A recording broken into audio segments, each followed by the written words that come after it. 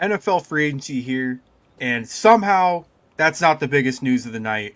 We are here recording a Between the Hashes podcast here on Tuesday, March 10th, 9:30, a late one for us. You guys, I'm sure, will be posted at like noon or 1, so you won't really know the difference, but we are recording this podcast right after the news of the Max Crosby trade falling apart. It is no longer going to happen. He will not be sent to Baltimore. The picks will go back to Baltimore. Crosby will go back to the Raiders.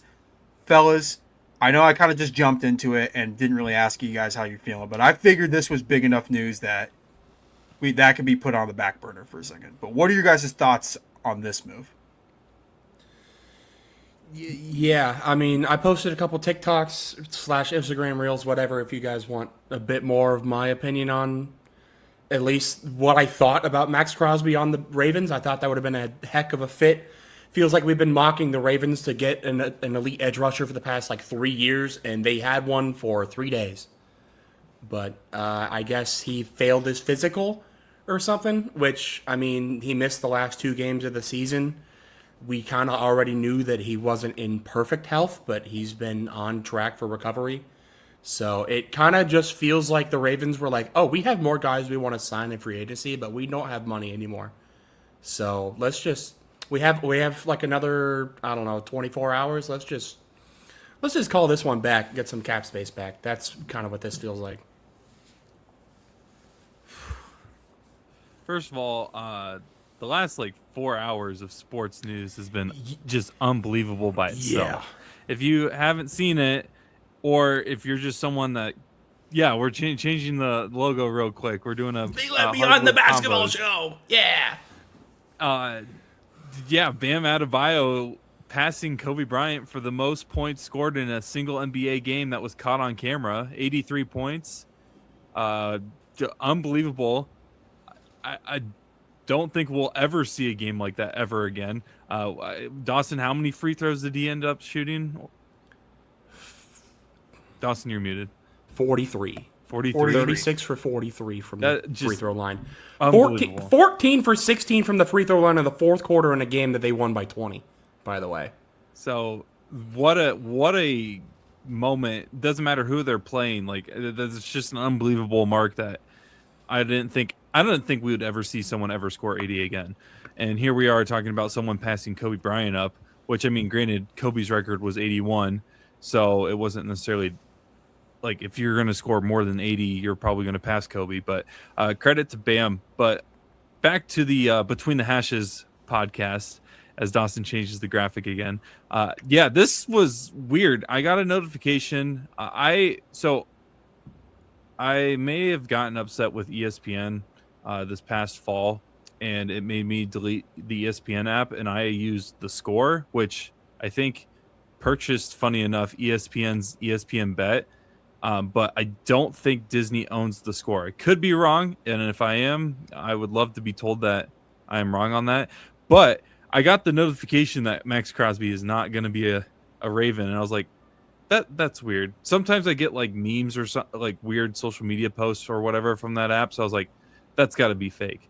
And then Braden, like few seconds later, sends a message with the screenshot of the tweet saying that he's not going to be a Raven, and it's like, oh, this is bad. This is like, or not bad, but like this is real. Like what is going on? Probably the craziest trade not trade to happen, at least in recent memory, at least in my lifetime of being a fan of the NFL. What made me terrified of the Ravens next year now turns back into the same old Ravens, I guess.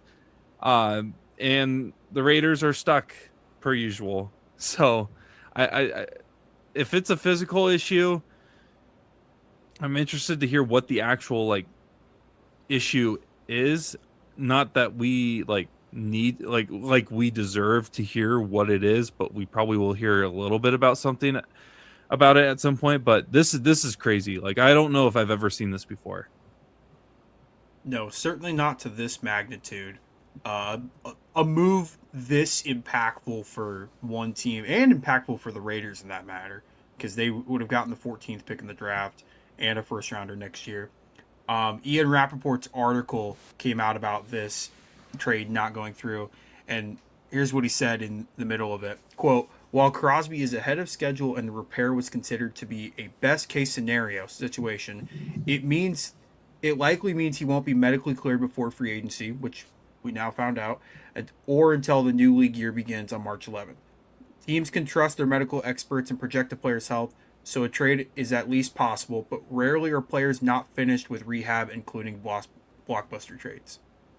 So he goes on to say later in the article, this likely means if Crosby is traded, it will probably be much later, perhaps after or right before the draft. So 4 or 5 weeks down the road, which is crazy considering this thing was all but sealed on Friday night. And now we're 72 hours after the fact. He posted a thank you to to the Raiders. Max Crosby posted a 12-minute closing speech for his tenure for the Raiders, and he's just back now. It's insert the Wolf of Wall Street. I'm not going anywhere. Meme, because that's basically what this feels like at this point. Like the closest thing that I can even possibly think of to this type of situation is going back to Between the Hatches moment. It's like when Mark Williams was traded for Dalton Knecht and a pick or whatever, and then 6 hours later it got rescinded because Mark Williams failed the physical. But it's like this times a million. Yeah, like Mark Williams is a good basketball player. Don't get me wrong, but he's not. He does not have the impact on the game Max Crosby does. Not even close. Shout out Knecht as well. There we go. Didn't think we'd ever have a mention on him on either podcast, but here we are. I just got a notification here. Raiders already have received calls from several teams inquiring about the availability of Max Crosby in a trade. For now, the Raiders are prepared to get Crosby healthy and have him play for Las Vegas, but they are listening to other teams. Per Adam Schefter, I just got that now. He's an Indiana Bear.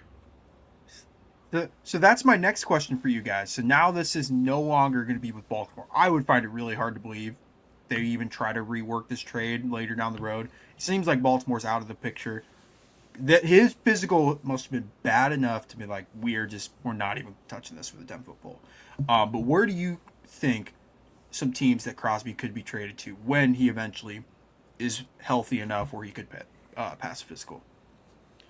I mean, Brock mentioned the Bears. I like that fit. This kind of just feels like Jerry wins by doing absolutely nothing. It kind of feels like the Cowboys are about to just slip, fall, stumble into the greatest deal ever. And all of a sudden, Jerry Jones...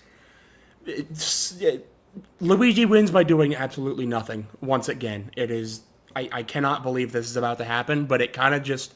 It feels like the train is running towards the end of the tracks, and there's just nothing you can do about it. And for all those Cowboy fans that are going to be super hyped and say that they're back after this trade happens, if that does in fact happen, just careful, because we've seen Cowboys make moves that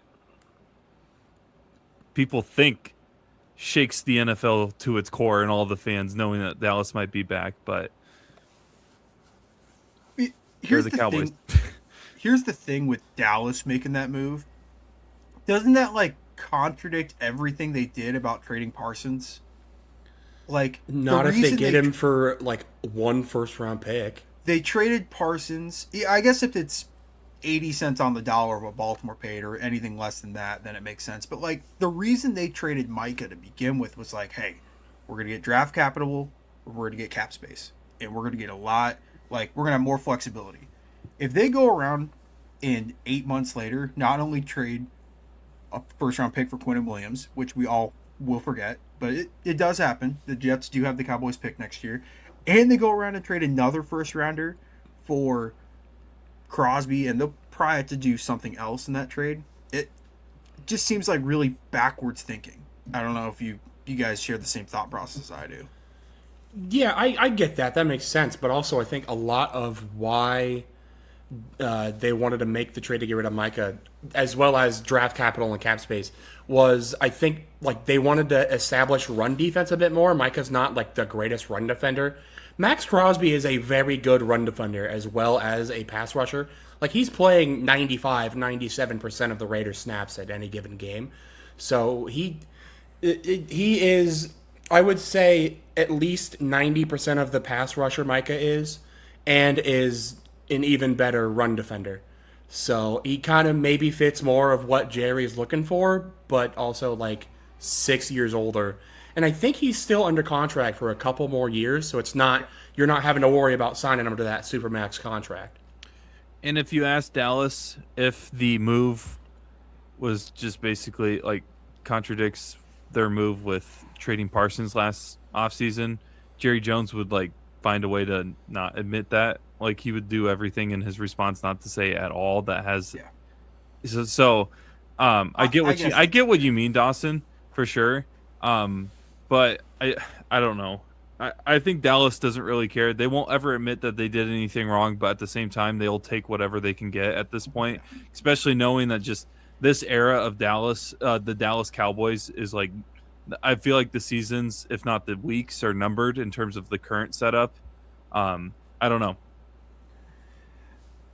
I know this is probably the first time I've ever brought up this website before on the pod, but Kalshi, to the prediction market land, has odds on this, funny enough. Chicago is the favorite, quote unquote. I know we take this with a grain of salt. The next option is either stays with the Raiders this season or flat out retires, which isn't going to happen. And then Dallas, Philadelphia, and Cincinnati round out the top five. You want to talk about things that would contradict what a team has been doing. Hey, of all the things that will never happen, that is one of them. Yeah. He'd end up in Arizona before he ends up a Bengal. I'm really scared that Philly's going to get wind that Dallas is getting ready to make a huge offer, and Philly's just going to come in and out. I would believe Cleveland would trade for Max Crosby before Cincinnati. Could you imagine the pass rush on that team? They just Why don't you? They just do the anti-Bengals. Just defense. Listen, just form Ohio into just one mega team and dominate. You honestly, I don't hate it. You can just call them the Ohio Buckeyes. Yeah, at that point you could. Don't disrespect the Ohio Bobcats like that. Sorry. No, but Bully Green. it's so funny. Like we recorded, Those who know. last Tuesday? When did we record the last episode of this? Monday? Tuesday or Wednesday, I think. Okay. And literally like 2 or 3 days after we recorded, like the blockbuster trade happens, and it feels like every time we record an episode of something, whether it's Between the Hashes or Hardwood Convos, something crazy happens after said episode is posted. Yeah. That being the Crosby trade on Friday, and I was like kind of bummed down. I'm like, man, that would have been kind of cool to like react to like the night after, and good thing we ended up waiting a couple of days because Yeah. That's what you got me for. That's what I'm I'll saying. let myself look like an idiot for 3 days. If you're not following us on social media, Braden's doing some great work with our social media content, reacting quickly to pretty much anything and everything going on in the NFL that's worth talking about. As quick as I can. I have rather limited time on my schedule, but This usually dude's around taking his like lunch break. I go to my lunch break, go sit outside and record for like 10 minutes, eat, and then I'm doing what I can to get y'all as much as I can. We ball.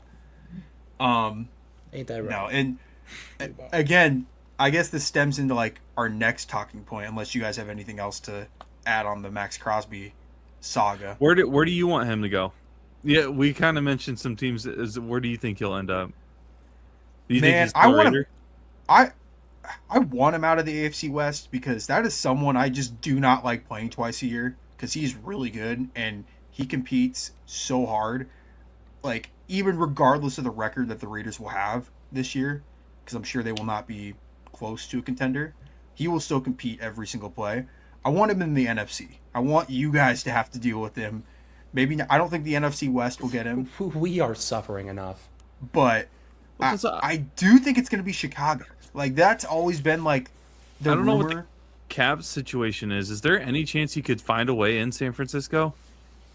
I mean, probably not now. Okay. I mean, if they got rid of the certain left tackle, I know they could free up a bunch of cap space. But you yeah, can't but do then that. You Brock can't do Purdy that. would be actually like canned chicken in the Yeah. backfield. True. Let's see. It says right now San Francisco has like 20 million, but that doesn't account for any of the signings that have happened No. because technically the league year hasn't started until the 11th. I Yeah. think at 4 o'clock, so nothing can become official. But no, that would be him and Bosa. Him, Bosa, and That's what Warner I was thinking. is your in your front seven. Whew. Whew. I don't know. That'd be Give me unreal. more reason to have no hope of watching the NFC West next year. Yeah. But We no. got our quarterback though. Yeah. To answer your question, I think Chicago is probably going to be the team that lands him. Because they just seem like a team that's like right there. They just need one more move. And feels like when they traded for Khalil Mack from the Raiders, funny enough, like 8 years ago, where it's like, hey, we have a good defense. Like, we're just going to put ourselves into contender mode. Where I think that year was double doink, if I'm not mistaken. They won 12 games in the regular season. Like, they had a objectively really good season. And if it wasn't for Cody Parkey, maybe we're having a different talking point.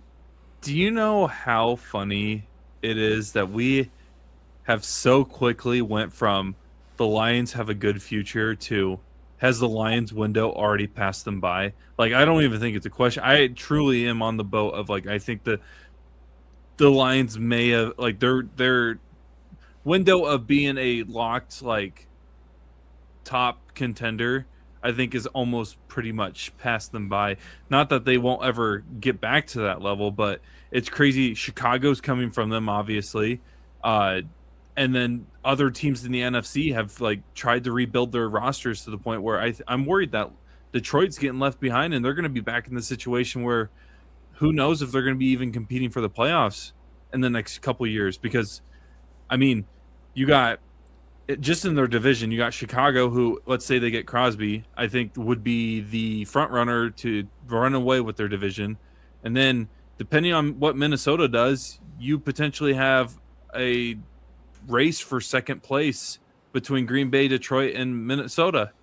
And so, again, this is probably a little bit of an overreaction, but I think it's crazy how quickly it went from the Lions have a very bright future to has the window already kind of passed them by? Yeah, because it sounds like all the NFC North teams are taking steps ahead. Even Minnesota, who objectively did not have a great year last year, and we don't know if they have their answer at quarterback. Sounds like they could potentially get Kyler, and I think Kyler makes that offense immediately better. Like Kyler's a way better quarterback in my eyes than JJ McCarthy. People need to remember how good Kyler was when he was healthy with DeAndre Hopkins. Yeah. Like those two together was so fun to watch. Yeah. One more thing I want to add. Who do you think this hurts more in the trade not going through? Does this hurt Baltimore more, or does this hurt the Raiders more? And I know the default answer might be Baltimore, but I think at this point the Raiders are willing to move on and cut ties.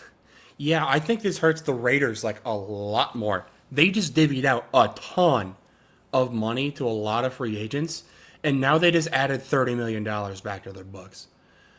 Like, they have a lot better roster now with Max Crosby on their defense, but they also are now out 2 first-round picks to help them with their rebuild.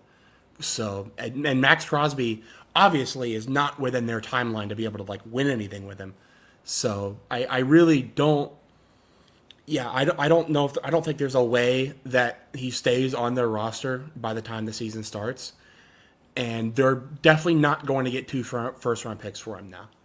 And also his trade value is shrunk too. I feel like just the idea of the reason that this trade fell through was because of physical related things and not passing it. Like more teams are not gonna be willing to give up 2 first-round picks for that. No, I think the odds for Baltimore went up like substantially. They were the favorites in the AFC because of this move, because Crosby makes that defense that much better. And for the Raiders, like, you had the 14th pick and you're like, oh my God, we could get like Mendoza at 1 and then one of the top 3 guys receiver wise at 14. And then now you're building something on offense, or take the best defensive player available. And to be 72 hours after the fact of the trade going through and now it's not, is devastating for both teams at this point. But that's probably enough of the Max Crosby news, even though I feel like we could touch on it quite a bit more. But we have some other news that we have to get into.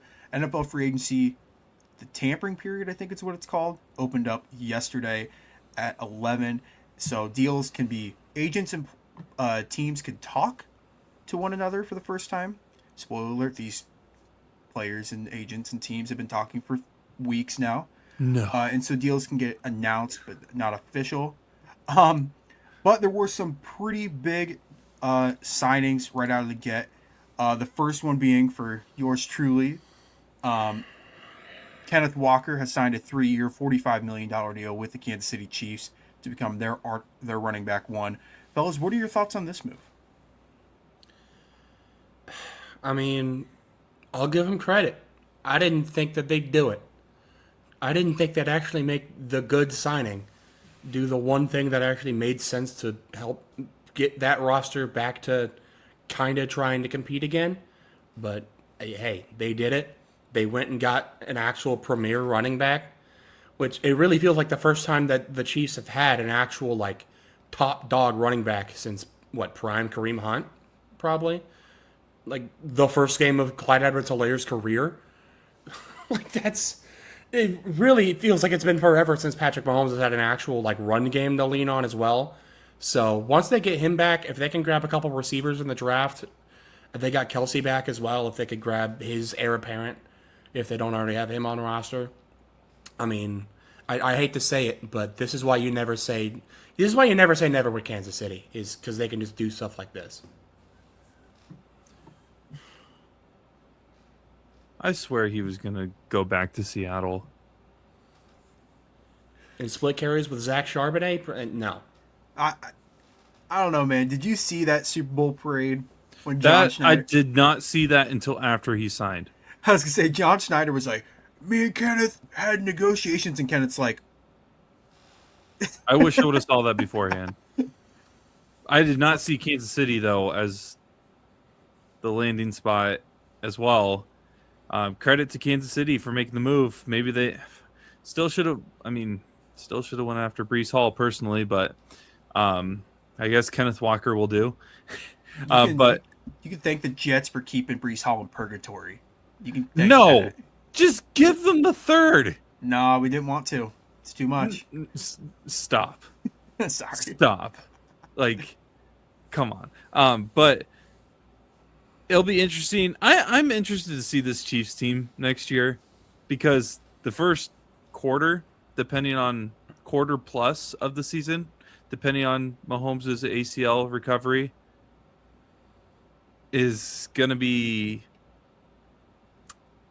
not fun, but it's going to be a team that a lot of people are going to watch for not reasons necessarily to watch Kansas City lose, but more of just like, if they somehow sneak out with a lot of victories before Mahomes comes back, they're going to be right in the race to easily get back into the Super Bowl title hunt. Kansas City. What year do you think the last time Kansas City's had 1,000-yard rusher? Like, you were to take a dart and throw and just take a guess, Braden or Brock. 2018. I was going to say 2015.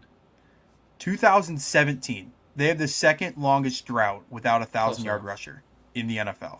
Who's first? Oh my God! I wish I had the entire stat. It was the Niners for a while, but McCaffrey just broke it a couple years ago. I'm trying to think of who has bad running backs. Is it like the Broncos? I Actually, I think it might be the Broncos. I'm double checking. Because again, like the Jets, it was for a while, but Brees Hall broke it. Yeah, I'm pulling up this. Broncos feels like a strong contender for that. I think it's got to be Broncos. Maybe the Dolphins. Because like It says Etienne's the a good Saints, run- but that's definitely not true That's- because I feel like Kamara's definitely had 1,000 yards. No, he's never had 1,000 yards. Jets. It's the Jets. That's what it was. Jets up until this year, because Brees I think barely got over 1,000, like But 1,080. Alvin Kamara's never had 1,000 yards rushing in his career, so that is So, Yeah, I could be the think Saints. I That think is it's the probably it. Saints. And the Um, Chargers, I think. All that to say, this is the first time since the first 9 games of Mahomes starting where he's going to have a run game where he can actually rely on. Because over the last few years, we have seen the deep shots for Kansas City down the field aren't always there.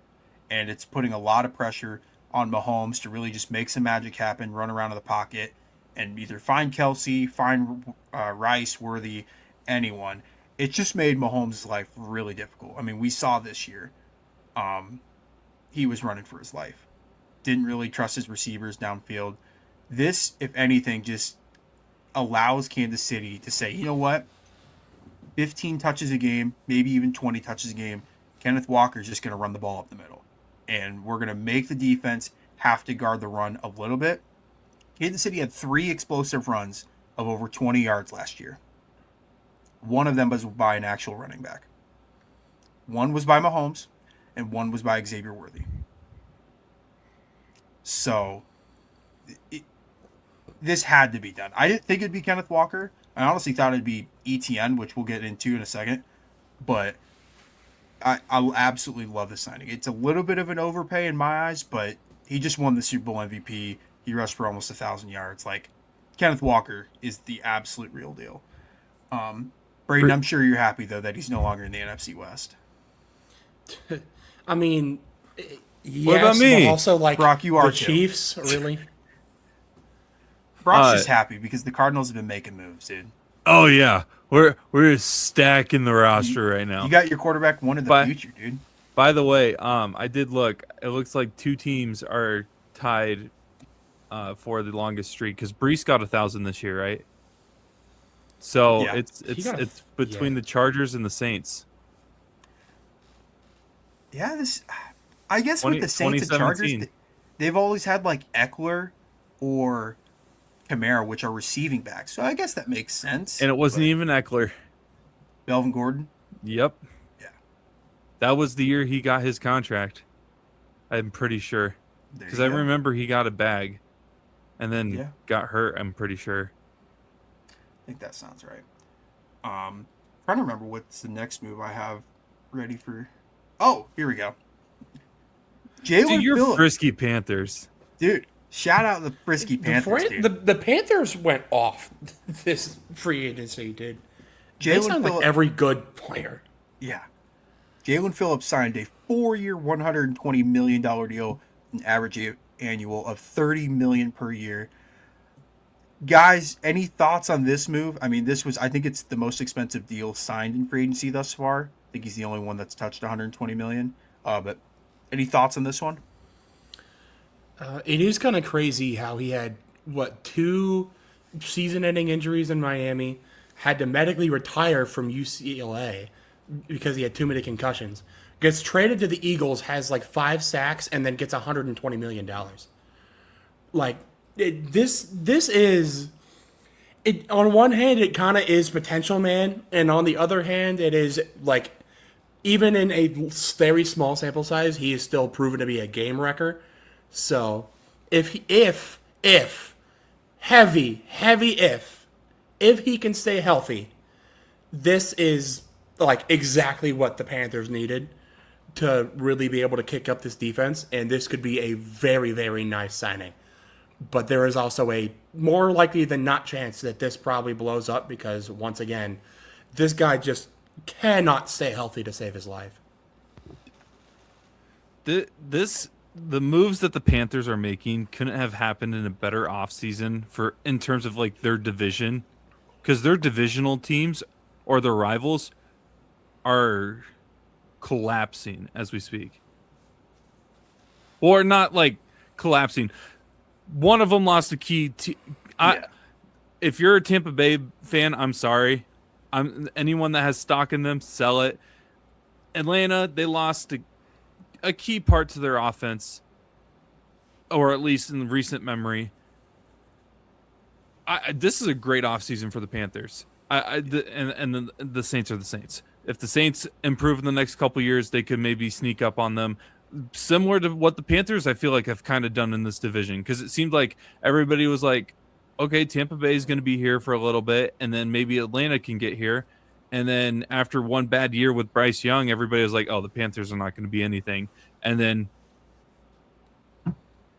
here they are. Probably my early pick to win the division. Is it safe to say the Panthers will finally lose their title of being frisky? Because the Panthers just might be good this season. Like, The Panthers could not lose a single game, and they just are frisky. they're just Okay. It's in their blood. I just wanted to throw that take out there. I didn't know And if that's that was not gonna even in land. the sense of like it feels like they're like an underrated team. It's the frisky Panthers. Like Yeah. that's just what they are now. Yeah, it's just the bit of the show. Also, keep pounding is just way too insane of a tag. There we Crazy go. soundbite, by the way. But that was it's just awesome. way too like insane of a hashtag to use for your team for anybody to take you seriously. Yeah. I'm sorry, it just is. Anytime we talk about the Panthers now, we instantly have to play I this didn't even know down. we had that. I just needed added that it. about. We needed that 6 months ago, dude. I just thought of it. I was like, oh, this would be great. You know what? We need to get a sound for like all of our like underdog teams. So like the Panthers have their sound. We had the Jags sound last year of Duval. Like we I got one for the Cardinals. Oh, yeah, way I to make figured it that's really where I sad. was gonna go. that's, This would be great if the next graphic is actually a Cardinal. I don't remember which one I clicked. Oh no, it's not. I mean, might It as kind of well have is. been about the Cardinals. Almost was. You would think so from the short we posted, but alas. Yeah. Like the graphic says on the screen, Malik Willis is signed with the Miami Dolphins 3 years, $67.5 million, $22.5 million annually. It sounds like this is more of a 2-year deal. I think the first 2 years are fully guaranteed, and that third year is kind of an opt-out clause if they want to. But what are your guys' thoughts on the Dolphins not only signing Malik Willis, but they also got rid of Tua and are paying a gross amount of money for him to not play football for him? But what are your guys' thoughts? Yeah, I mean, I'm not as concerned about this Malik Willis contract. I mean, like we said last episode, wasn't he projected to get like somewhere in like the 40-something million a year range? And that ended up being his guaranteed money. So that's honest. I won't say this is a steal because we've seen like 9 games of Malik Willis over the course of like 4 years. So we really have no idea what we're watching other than a couple of pretty good games in Green Bay, and he just got 22.5 APY. Other than, I guess, whatever that year 3 is. I don't really know how that all entirely works. But listen, it feels like a pretty low risk, high reward signing as far as $22 million contracts go. Like, yeah, that is still a lot of money, and you are currently paying the quarterback position like $100 million right now for a $20 million quarterback, which is insane. But that's more reaping what you sowed with a whole other project, not really with Malik Willis. I mean, Jeff Hafley was the defensive coordinator for Green Bay, I believe. So there is that connection there. Obviously, he must have liked what he saw out of Malik Willis in practice reps and was like, hey, let me go get my guy. Oh, the practice reps. Anytime. How Dawson, you mentioned it. I think after we recorded our Shout out Joe episode Milton. of the Hardwood Convos this week. Which, if you haven't seen that, make sure to tune into that. A great episode about NBA tanking and Jason Tatum's return to the NBA. But Dawson, how many games has Malik Willis actually started? Thought it was like 5. I think he started like what 3 or 4 this year, Let me. maybe like 1 or 2 a couple years, like 2 years ago, Yeah, and like 4 games for Tennessee. The crazy part of Malik Willis is he didn't have a passing touchdown until he got to Green Bay. He didn't have a passing touchdown with Tennessee in the 2 years he was there. That Okay. sounds about right. Do you have the number of how many games he started? Yeah. How He has many? started 6 games. How many touchdowns? 6. And this dude is about to get paid 600 600. Whoa. That'd be even worse. We're talking NBA Shohei MLB Ohtani contracts. $67.5 million. Yep. What a payday for this man.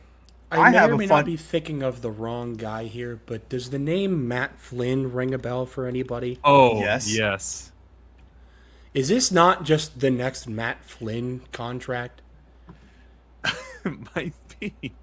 You guys want to hear something where he played interesting? one game, balled, and then got unlimited money from the Seahawks to get replaced by Mr. Unlimited? You ready for the Dawson's Nito stat of the day? Malik Willis has 1,300 passing yards in his career. That means for every passing yard in his career from this new contract, he earned $51,000. He earns the average annual American salary for every passing yard that he has had in his NFL career. If that doesn't tell you, Welcome to the National Football League. yeah, if that doesn't tell you where quarterback contracts are at, I don't know what does. Like, that is an absurd number. Brock Osweiler started more games in Denver than Malik Willis has in his career before Brock Yeah. Osweiler got that atrocious contract in Houston. Yeah. This guy has we have seen it. He has the potential to be really good. The one thing that sucks for him is, no offense, he's not necessarily going into the greatest situation for a quarterback. No. No. Not with them getting rid of Tyreek. They're only really going to have Jalen Waddle as their receiver. I guess they got to... And he disappeared a Malik lot last year. Washington Yeah. exists. Malik Washington's okay. Devon A-Chain's a pretty good running back. So, like, Their offensive line is yeah, that's the like thing. there's is some guys that are okay there, but And you got a defensive-minded head coach. This just feels Yeah. like Malik Willis, like, going back to Tennessee. Like, Hafley and Vrabel are defensive-minded coaches. When he was in Tennessee, they had Derrick Henry. And so it's like, oh, you can lean on the run game, but it's like, you have to pose a threat in the passing game for the run game to work. Like, you just do.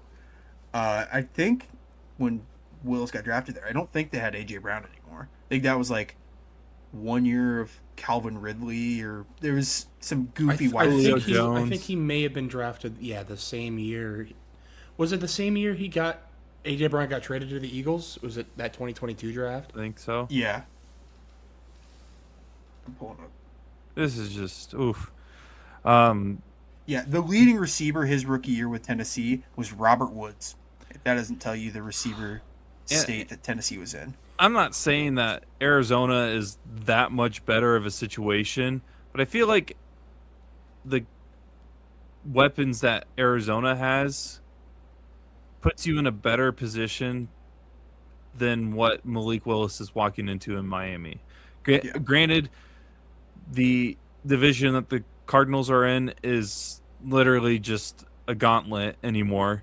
But like, I don't know. I have no idea what to expect from the Dolphins in the next 5 years.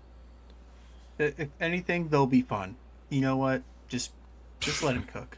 I don't know. They're if going to be a really fun team to play with in Madden. yeah. They're a mad. Honestly. That's what it is. Malik Willis has like 90 something speed. Devon A-Chain's going to have like 96 speed. Jalen Waddle's good for like 95 speed. Even like what's their backup running back? Jalen Wright has like Oh, yeah, he's 94 fast. speed.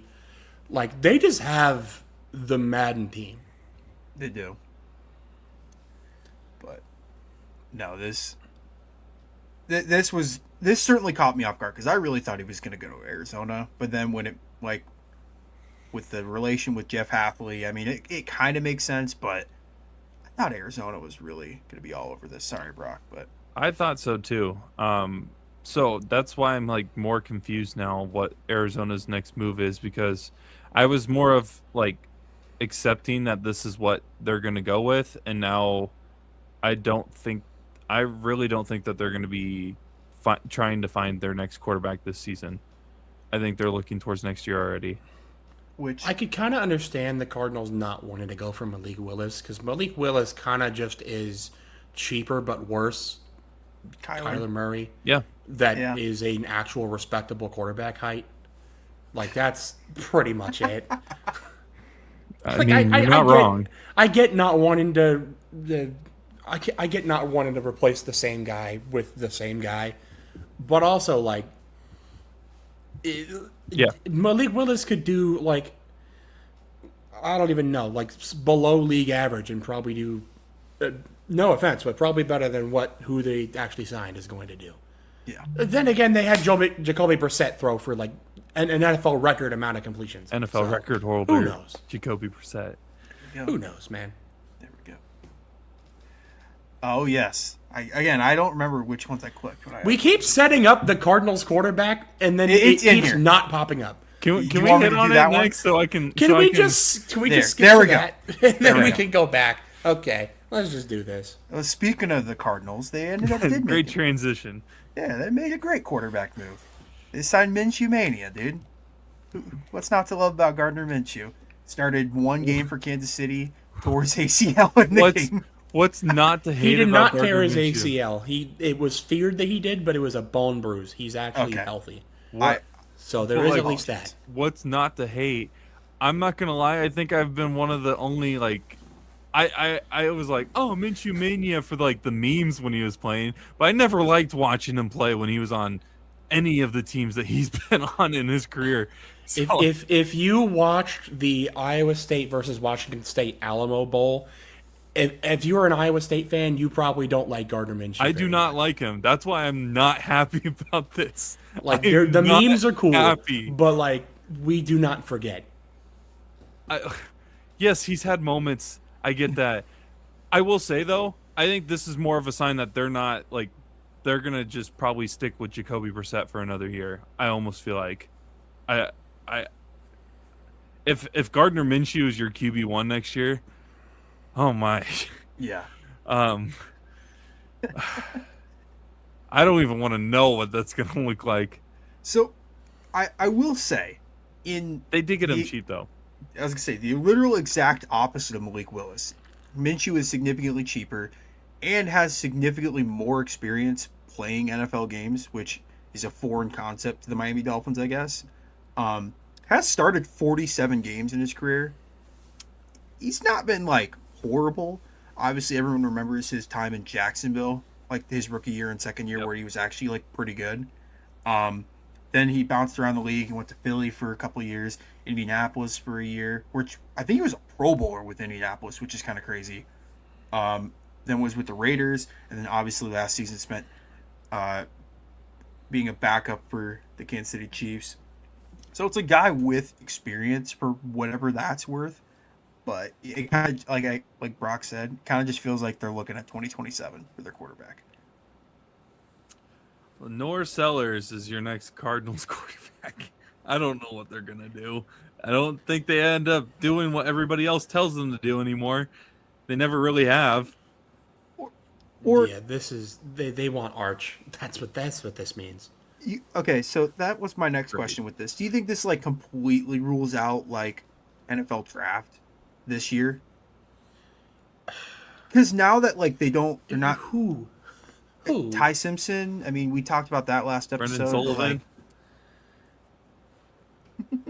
I mean, sure, I guess if they trade up, if they like, Maybe the Raiders will Raider and just be like, no, Mendoza, we don't like him.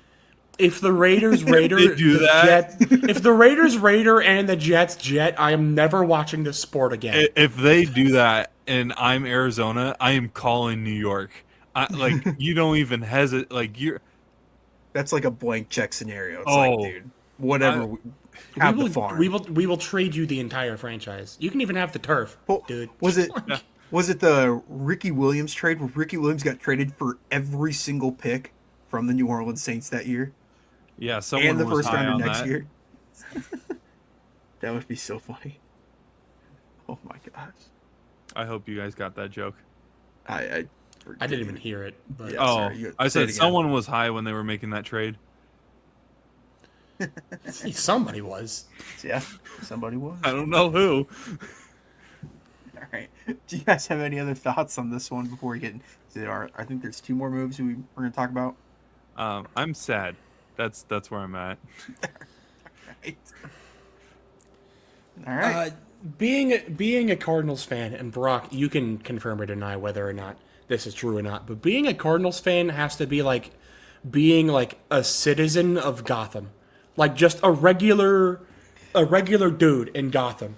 It's like you just have to go about your daily life with Batman literally just chucking your car at the Joker or something. Like everybody else, everything around you is just crumbling, and you just have to sit here and be like, well, I gotta get my report done, dude. I don't know. I gotta pay the bill somehow. Literally, though, it's like the Rams are doing all these moves. We'll hit on what the 49ers were able to do this offseason already. The Seahawks are Super Bowl champs. The Cardinals signed Gardner Minshew. And No. Tyler Algier. Cool. Whoop-de-freaking-do. Oh my I didn't think it could get any worse in terms of like just my hatred for my own team, but like this move almost feels more like a slap to the face to the fans. Like they just do not care. They literally just don't care. Braden, your analogy was so perfect. Literally, it's Gotham. I like. Can't even like. You asked me for a clip out a day. There you go. There we go, dude. That's why Braden's here. Make something work out of that, There we go. Clip boy. Clip boy. There are a couple more moves we're going to talk about before we wrap up this episode with Mock Draft 4.0. We are just going to go right into the big move, the most shocking move of the offseason, I would say. This made me sad for multiple reasons. I don't know if you guys feel the same sentiment as I do, but I believe this was the most shocking move. Mike Evans, who we all thought was going to be a Tampa Bay for lifer, signed with the 49ers. I have the contract details wrong on the post on the screen. I think it's 3 years, $42 million. Does that sound right, Braden? No, I don't think it's 42. 60. I think it might be 3 years, 62. Okay. I think it's like 16 something guaranteed. Not a whole lot of money. It's like guaranteed. basically a 1 year, $16 million deal. Yeah. But like, if we want to keep him around, we can. Yeah. Is how I understood it. But yeah, again, if he can stay healthy, this is a huge signing for this offense. Like, we kind of just don't. Our receivers right now are like Ricky Pearsall ? And Demarcus Robinson. Hey, shout out D-Rob, dude. D-Rob. Like, yeah, he had a couple good games there with Mac Jones. But like, that was genuinely going to be our wide receiver 2 before 3 days ago. And yeah, the 33-year-old receiver meeting up with the substation is going to be a heck of a fight that we are not going to win. But hey, the 5 games we get out of him before he gets hurt is going to be electric. No pun intended. Brock. Hey, does this mean there's a chance that the Buccaneers might be moving on from Baker? Ooh, I don't know. I never really. I don't think so. Because I think it's going to get worse before it gets better for Tampa. Yeah, but like, once you find a quarterback that is actually good, Yeah. like, you can't just get rid of him. I Right. just want to have hope that I could somehow envision and manifest a way that Baker Mayfield could be the quarterback of my team. Honestly, like, it's not like the craziest thing I've ever heard, but I it feels like Tampa Bay is where Baker Yeah, belongs. I think he's gonna that's probably gonna be his last stop, honestly, in terms of starting. Yeah, I was gonna say if he ends up leaving Tampa, it is because A, he is super old and just has had a good career there, or B, he's fallen off the face of the earth and he's just gonna be a backup somewhere. So that's But kind of how I envision it. great grab for San Francisco. Again, if they can stay healthy, Yeah, I Is- did kind of sit in this exact chair, 6 days ago, and say, yeah, whatever team Mike Evans signs for, I can already hear Outstanding by the Gap Band.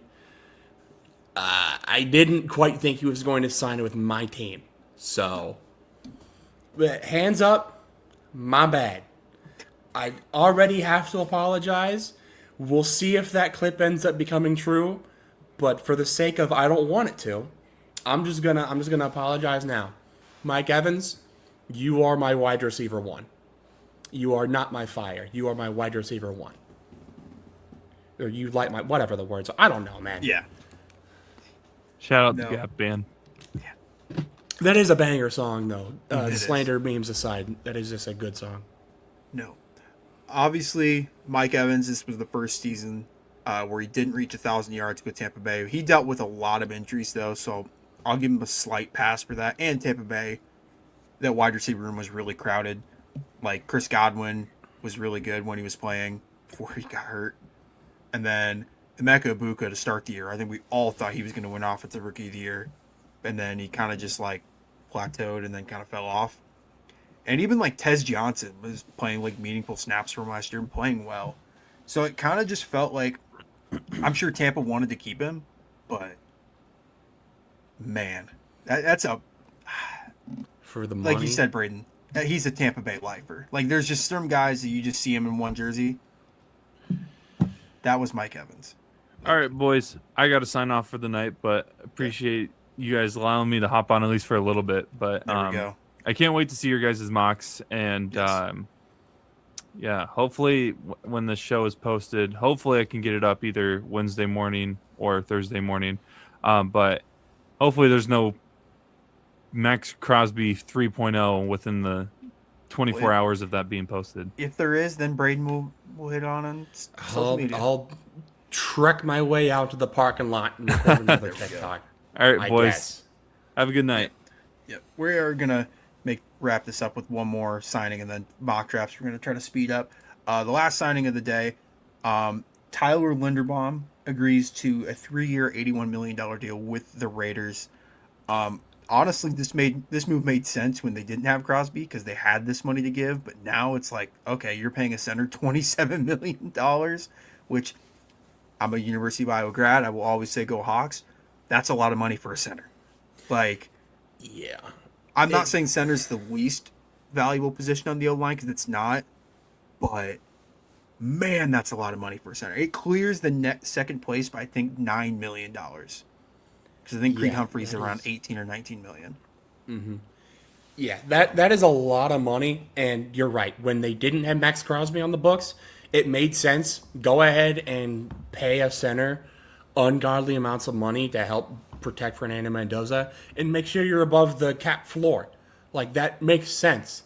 But now you're paying Max Crosby, and now that contract is going to look, I won't say bad because Tyler Linderbaum is still an incredible player. He will end up playing, I won't say at that money, but he will be a top 3 center in the league, no doubt. Who you want to put where, I will leave to speculation, but he is a very good player. This is just a lot of money to pay a center, man. I'm sorry. Yeah. It just is. It does make sense though for the Raiders because not only do they have a bunch of cap space, like they still do even with Crosby on the roster, just makes it a little bit more uncomfortable. They'll have to make a couple more moves to make sure they're not close to the salary cap. But with Mendoza potentially being their next quarterback of the future, it all at this point. I think we could safely say that's going to happen, unless something drastic happens. Like getting Tyler Linderbaum is going to help out Fernando Mendoza so much in year one. Like Linderbaum was on some terrible offenses with Iowa and still was making the run game look really easy and helping out the quarterbacks back then. Was making Lamar's life easy. Like once you have a good center that can make all the calls and stuff like that and pick up blitzes, I mean, it just makes everyone's life easier on the offensive line, quarterback, offensive coordinator. Like it just kind of just trickles down. So I really like this signing, but like you said, $27 million for a center is something I did not think we would ever see. Like that is crazy money for an offensive lineman. Any other thoughts on this before we get into NFL mock drafts? I mean, I guess not really. Just I'll say one more thing. Outside of the 6 signings we discussed, which was your favorite signing thus far in free agency? I have to think of some more. Let me look at the other graphics we made, because Yeah. we made like a lot of graphics that simply could not Yeah. fit. We literally had so many graphics made. The file size was too big to be uploaded. So we have Isaiah Likely to the Giants, Alec Pierce re-signing that massive deal with Indianapolis, Travis Etienne to the Saints, Odafe Oweh to the Commanders, Tua, we didn't really talk about that. He signed with the Falcons. Yeah. Devin Lloyd to the Panthers on I think it was 3 years, $45 million. Yeah. That feels like an absolute steal. I want to say on the other side of that, my least favorite signing, Zion Johnson to, I think, where did he sign? The Colts? They paid him like $20 million. That man was a bottom 3 guard in the league last Are year. you sure it was the Colts? I'm not sure who it was. I'm looking it up right now.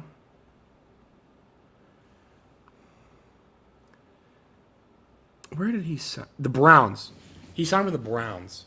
Yeah, but it's a little different for them because they lost every single offensive line starter last year. And I know, like you said, he's a bottom 3 guard, but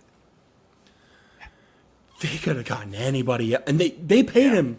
They paid him like $20 million, dude. yeah. Like, you don't pay a Chargers offensive lineman $20 million. You just don't. No, you can't. We know the proof of concept with that. You just don't do it. But no, I would say I really like the Devin Lloyd signing just because, go Frisky Panthers, keep pounding. But outside of that, I also really like what New England did. I like the Dobbs addition because Dobbs is like an underrated receiver in my eyes. And with them cutting Stephon Diggs, it's just going to make that Drake May's life a little bit easier. So now you have Dobbs, Kayshon Boutte, Kyle Williams, that receiver. Like, you still have Henderson and Stevenson as your running backs. Like, I like that signing. It wasn't like a gross amount of money. I think it was, $17 million a year? So it's not like Yeah. an absurd 4 amount years, of money. 62? 68. 4 years, 68. So what is that, 17? Yeah. 17. That- I not had like to do a that gross- math like 3 times on the graphic. Yeah. I'm not going to lie. But that's probably my under the radar one. I don't really know if I have a least favorite, but Boye Mafe's deal, production versus salary. I mean, what do you get paid, $20 million a year? Yeah, 3 years, 60. That's a big number for a rotational pass rusher. That's a big number That is a lot. for a guy that didn't even start for Seattle. So Yeah. How do we feel about Rashid Shaheed? 3 years, 51, 17 million APY. He's getting paid more per year than Kenneth Walker did, and Kenneth Walker won Super Bowl MVP. Granted, Rashid Shaheed did have a couple really big returns in the playoffs, but yeah, they paid a deep threat in different positions. Obviously, means a lot, Right. but they paid a deep threat 17 million and couldn't pay the Super Bowl MVP 15. it kind of just feels like they had to just pick one of the two, and it didn't really sound like Kenneth Walker was going back, if that makes sense. So it's not like Seattle just like flat out said, "Hey, we don't want you." Sounds like Kenneth just was like ready to move on, because even if, like, let's say he would have stayed in Seattle, still would have had to split carries next year with Charbonnet even recovering from his injury. Like, Seattle would have drafted another running back, and Walker probably still would have had to split a lot of carries. So I don't really dislike the move, but you're right. $17 million for a guy that maybe gets used 4 times a game, seems pretty steep. But he was super impactful in the playoffs. Yeah, I mean, one less year on his contract, but the same APY as Romeo Dobbs. See, I would rather have Dobbs, because I think Dobbs is, I don't want to say borderline number one, but I really like Romeo Dobbs. He's a lot more reliable as a pass catcher. Right. Shaheed, you can do a lot more with as far as like return man. You can give him carries if you want to, and you're going to get a couple deep shots a game with him.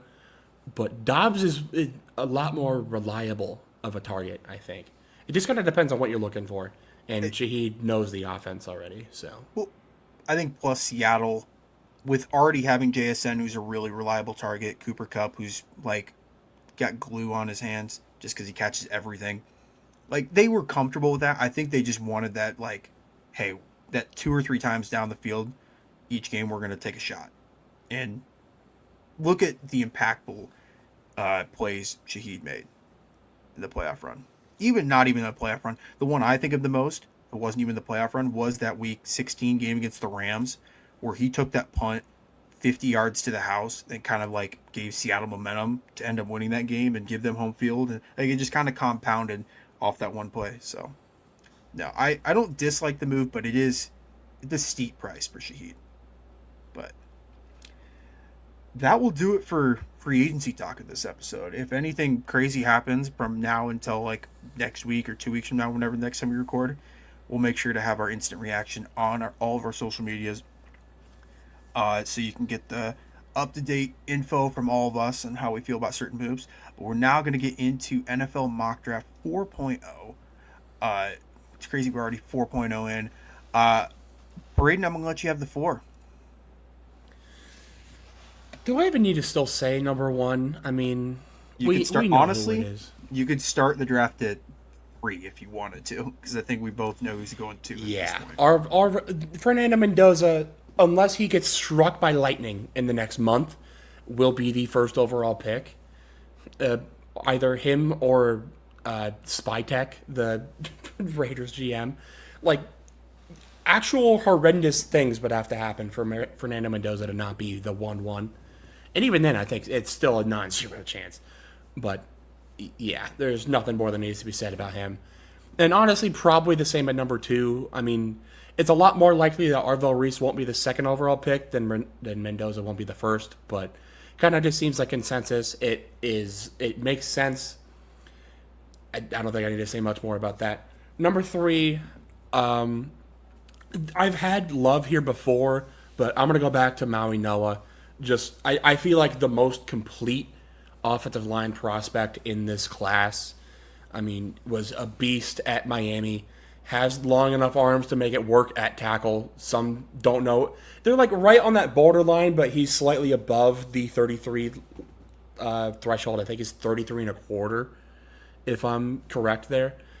So he can stick out at right tackle, which is a position that the Cardinals need. They have Paris Johnson at left, so getting that bookend there is going to be big for, maybe not this year, obviously, because it seems like they've kind of given up, but for whoever they end up having a quarterback in 2027.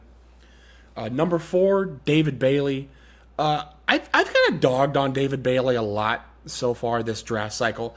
I don't want to say David Bailey is a bad prospect. He has his strengths and weaknesses like every other prospect does. It just is kind of hard to think about a designated pass rusher being the 4th overall pick, especially as it feels like the NFL is moving more towards a run-heavy offense.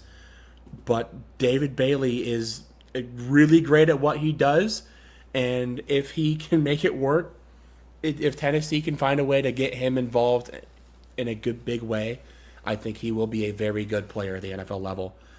At number 5, a bit of a switch here. I feel like I've kind of had Sonny Styles here a good amount, and I do think he could still work there. But with, I always forget, is it Tremaine Edmonds, the linebacker? Yeah. Yeah, the Bears cut Tremaine Edmonds, the Giants picked him up.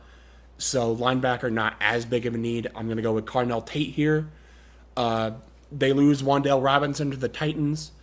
Malik Neighbors, we still don't really know what he's going to be after his injury. I think it makes sense to get the best, in my opinion, receiver off the board to help Jackson Dart have another target to throw to, because once Neighbors went down, it was nobody. And even then, they just lost their number one of the nobodies. So another mouth to feed is never necessarily a bad thing, and I think this is what they would do here. At number 6, I know I said last week this might be kind of a stretch, and they have made a good amount of signings on the offensive line. I think even I kind of forgot about they signed, like, I got to look at all the signings that they've made on their offensive line. It is a lot. They traded for Titus Howard, signed Zion Johnson, signed Elton Jenkins, re-signed Tevin Jenkins. They do still need a left tackle, but hey, guess what? Monroe Freeling, I think, is the best left tackle in the draft. You can make an argument for, I think Caleb Lomu is the left tackle out of Utah. I always get him and Spencer Fano confused. But if you're looking for a left tackle, I think Monroe Freeling is the best option available at this point in the draft. I mean, maybe you could get one at, is it, I can never remember what the picks are outside of the top 10. I know they have another one fairly high. You're talking Cleveland? Yeah, I think it's because they have Jacksonville's pick as well. I can't remember where like it's at. 20? Or like Is 25? it 20? It's somewhere in that range. I feel like 16. It's not 16, but like 18 maybe. I'm pulling it up. Give me a sec. So if they want to take like maybe a receiver or some other position here at 6, if they feel like Monroe Freeling's a little bit rich at number 6 overall, and even if he ends up going higher than their next pick, if they want to take like Lomu at 6 or whatever pick it is, I don't think that's a 24. bad idea. 24. 24. Okay, so that's a little bit lower than I thought. I do think Lomu would probably be available there. If not, then there's some decent options in the second round, although there may be more guards than tackles down the board. But I think at number 6, if they want to go surefire left tackle, just finish out the offensive line, Monroe Freeling, and the cat even agrees, is a great option to make that happen. Is she the one that told you he'd be the combine sleeper? It sounds like she's a big Monroe Freeling fan. A true magician never reveals his secrets. All right. At number 7, bit of an interesting one. Obviously, I feel like number 8 and 9 have kind of felt like the consensus Jeremiah Love landing spots. But obviously, ETN to the Saints, Kenneth Walker to the Chiefs kind of kills that. So instead, I kind of was thinking, all right, Jeremiah Love is a top 10 talent. He is going to go somewhere in the top 10, I feel like, pretty easily. It's a matter of where. You can argue 3, you can argue 4, you can even argue 5. Those are all possible, but I think they have much bigger needs than a running back. And Washington also has bigger needs than a running back, probably. But I just feel like that fit would just be really fun. Like, I know they have Bill Krosky Merritt. He was decent. But outside of him, there's not really much going on. And I don't feel like Bill Krosky Merritt stops you from drafting a blue chipper in a class with very few blue chippers in Jeremiah Love. He just is that type of talent. I think it's worth it to take here at number 7. And at number 8, I have Ruben Bain out of Miami. I mean, we've harped on his weaknesses really this whole time. Short arms. Yeah, we know. He's still a dog. He will be a dog wherever he goes, and I feel like the Saints are a really good spot with that. They're letting Cam Jordan test free agency. Who knows if he comes back? Again, one of those guys that kind of just feels like he's going to be Saints lifer. But if he's not, Ruben Bain could step in immediately and make a pretty big impact. At number 9, the Chiefs don't have any corners anymore. They kind of just have Noel Williams, and that's it. So they need somebody. And Mansour Delane, I think, is the best corner available right now. Jermon McCoy, you can make an argument for like Avion Terrell, maybe not at 9, but Jermon McCoy was somebody we thought we were going to at least be able to see at the combine, but wasn't able to run there, weren't able to get any sort of tape in 2025. So I think there's a lot of teams that are going to be very questionable about drafting him, especially in the top 10. Mansour Delane has tape, and it was good tape. So for a team that really badly needs corner right now, I think this is a pretty good spot for him. And at number 10, the Bengals reap the benefits super well with Sonny Styles. I'll even say falling to 10. I feel like it's not likely he will end up being here at 10, but if he does, there is almost no way he is off the board.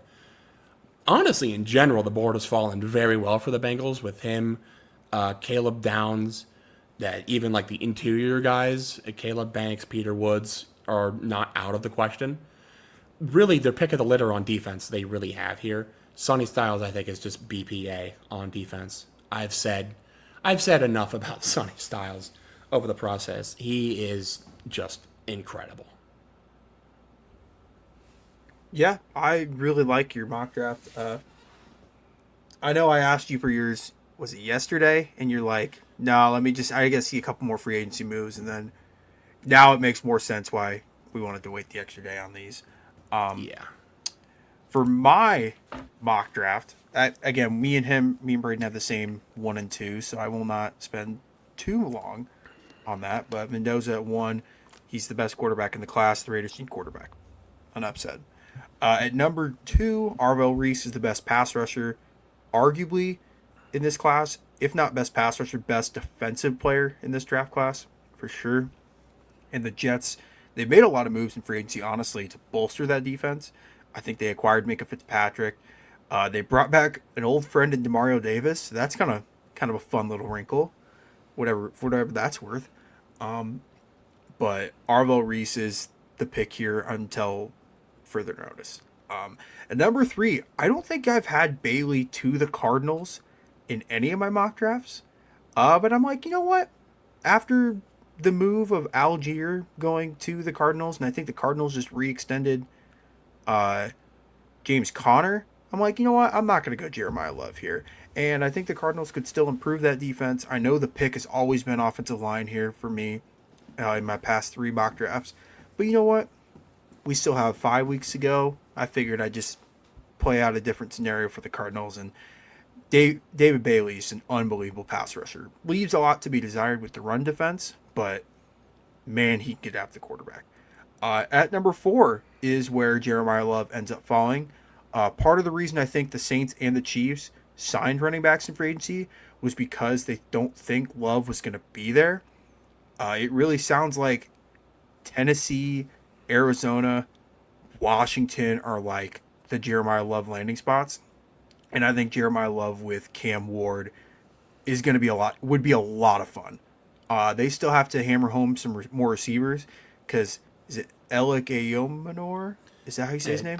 Iomanor, I couldn't tell you. The receiver from Stanford from last year was good for him. I think he was their leading receiver with like 500 yards. So you do have to eventually address that. But Jeremiah Love might be just too good to pass up on, especially with Bailey off the board. I think this makes their decision just a little bit easier. At number 5, I have the Giants taking Mansour Delane. They've really addressed a lot of their defensive needs in free agency, but corner is still one that like they need to get. Them and Kansas City are just like super corner needy right now. Like they don't really trust anyone on the roster. I also thought Sonny Styles could be the pick here because everywhere John Harbaugh's been, he's had an unbelievable linebacking core. He's had Ray Lewis, they had Roquan Smith, they had Patrick Queen, and now like Styles makes sense there, but the corner need is just too glaring on that roster. So I think Mansour Delane is the pick there. Number 6, me and Braden have the same pick. Both have Monroe Freeling. Browns need a left tackle. He tested really, really well at the combine. It feels a little high for him, but you know, again, like I said with the Cardinals pick, we got a couple more weeks of mock drafts, so I figured we played a different scenario for this pick. Number 7, I have Ruben Bain. Miami just paid a lot of money. Was it Odafe Oweh? Does that sound right? Odafe Oweh. Yeah. Yeah, I forgot about that. They did pay him like a bag. $25 million a year. So maybe this eliminates edge rusher as a need, but edge rusher and receiver are kind of just those positions that you can never have enough like good players at because they're all going to make great impacts. And that defense for Washington is old. Like they were starting Von Miller and Bobby Wagner. Like they're just an old team. I know both those guys are free agents, but like you got to get younger at some point, and I think Ruben Bain makes a lot of sense there. At number 8, kind of a different pick for me, but I have Cardinal Tate going to the Saints.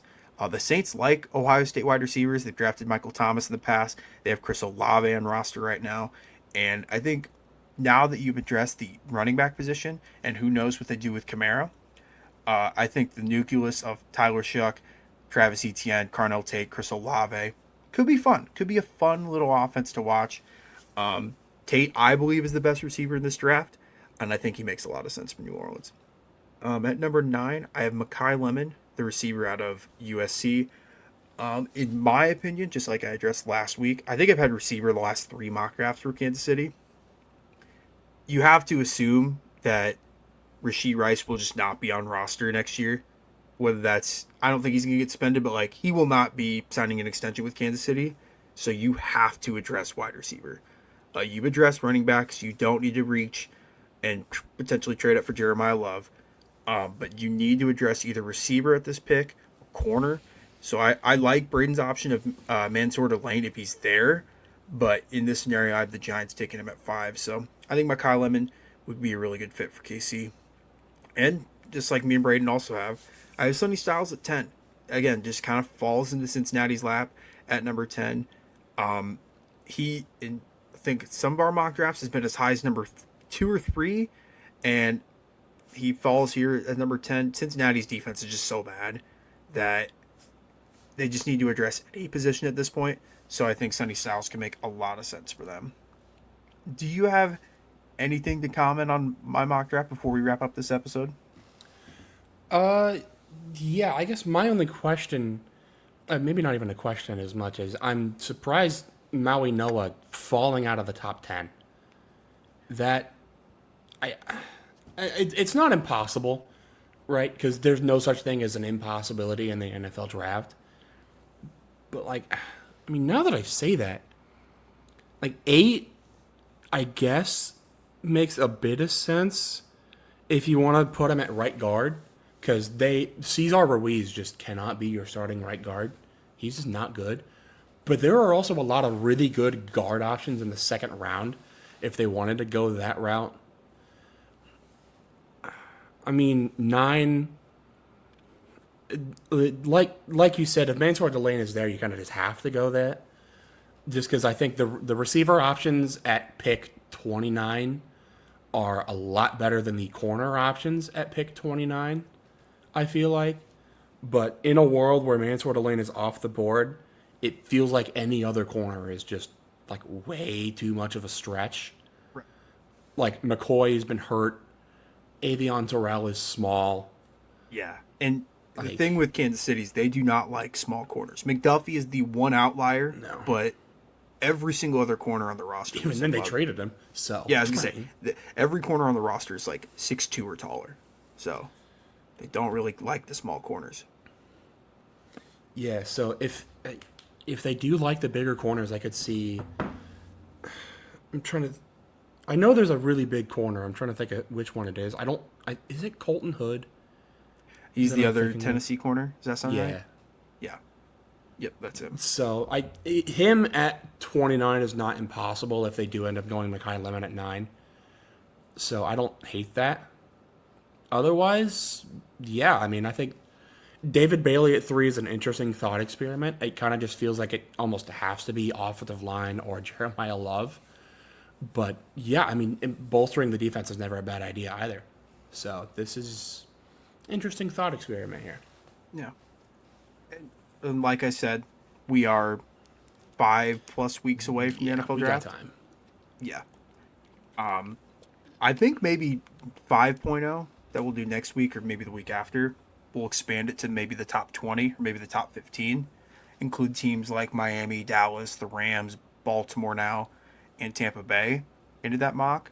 But for right now, we're just going to stick with the top 10. Anything else to add before we close off this episode? I still can't believe Bam Adebayo dropped 83. That is unreal. I would not have picked Bam Adebayo to be the first player to drop 60 on his own team this season, because nobody else in the league dropped more than 60, right? Yeah. I don't think And he so. dropped Not this year. 83. Not this What? Again, though, I don't want to poo-poo on the night too much, but The 36 free throws is kind of nuts, and they were actively, intentionally fouling up 20 to give him free throws.